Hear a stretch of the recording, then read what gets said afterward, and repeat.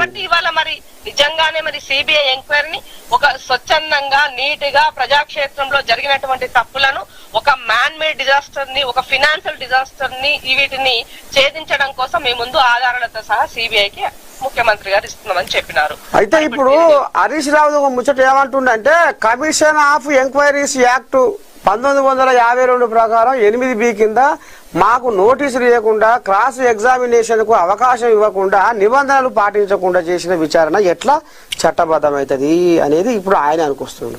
అన్న ఇప్పుడు నేను ఏమంటున్నా అంటే, ఇప్పుడు మీరు అంత బాగా టెక్నికల్ గా బాగా చదువుకున్న, ఏమంటారు, బాగా నాలెడ్జ్ ఉండి 10 సంవత్సరాలు మీరు ప్రభుత్వాన్ని పాలించిన దాంట్లో భాగస్వాములైనటువంటి హరీష్ రావు గారికి 8C కి సంబంధించి మీరు ఎట్లా చేస్తారనడానికి మీరు ఎప్పుడు వెళ్ళాలి కోర్టుకి? అది ఎంక్వైరీ కమిటీ కమిషన్ వెళ్ళక ముందుకే కదా మీరు వెళ్ళాల్సింది.